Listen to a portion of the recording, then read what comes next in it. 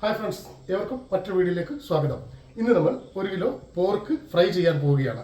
അപ്പം ആദ്യമായി ചെയ്യേണ്ടത്, ഇപ്പോൾ പോർക്കിൻ്റെ ഇറച്ചി മഞ്ഞൾ വെള്ളത്തിൽ ഒരു അരമണിക്കൂറിലും ഇട്ട് വെക്കണം. ഇപ്പോൾ ഇറച്ചി നന്നായി കഴുകി വൃത്തിയാക്കി എടുത്തിട്ടുണ്ട്. ഇതിൽ നിന്നും ഞാൻ ഇതിൻ്റെ ഈ കൊഴുപ്പുള്ള ഭാഗം മാറ്റിയെടുത്തിട്ടുണ്ട്. ചൂടായ കടായിലേക്ക് അല്പം വെളിച്ചെണ്ണ ഒഴിച്ചു കൊടുക്കാം. അല്പം ഒഴിച്ചാൽ മതി. അതിനുശേഷം നമ്മൾ എടുത്തു വെച്ച കൊഴുപ്പ് ഇട്ട് കൊടുക്കാം. ഈ കൊഴുപ്പ് നന്നായി ഒന്ന് മൊരിഞ്ഞ് വന്നിട്ടുണ്ട്. ഒപ്പം നമുക്ക് ഫ്രൈ ചെയ്യുന്നതിന് ആവശ്യമായ ഓയിൽ ഇട്ടിട്ടുണ്ട്. ഇതിനെ ഈ പാത്രത്തിലേക്ക് തന്നെ ഇടാം. ചൂടായ എണ്ണയിലേക്ക് പട്ട ഇട്ട് കൊടുക്കാം. പെരിഞ്ജീരകം ഇട്ട് കൊടുക്കാം. ചോപ്പ് ചെയ്ത് വെച്ചിരിക്കുന്ന വെളുത്തുള്ളി, ഇഞ്ചി, കുറച്ച് ചെറിയ ഉള്ളി അരിഞ്ഞത്, ഒരു 3 സവാള അരിഞ്ഞത്, പച്ചമുളക്, ആവശ്യത്തിന് ഉപ്പ്. അപ്പം ഉള്ളി ഒരു റാഡിഷ് ബ്രൗൺ ആവുന്നത് വരെ നമുക്ക് ഇളക്കി കൊടുക്കാം. സവാള നന്നായി വഴന്ന് കിട്ടിയിട്ടുണ്ട്.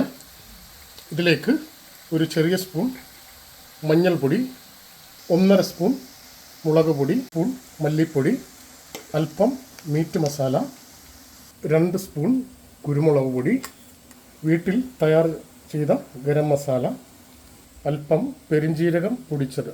ഇതിലേക്ക് ഒരു തക്കാളി അരിഞ്ഞത്. ഇതിലേക്ക് മീറ്റ് കഷ്ണങ്ങളാക്കിയത് ഇട്ട് കൊടുക്കാം. ഇതിലേക്ക് ചൂടുവെള്ളം ഒഴിച്ചു കൊടുക്കാം.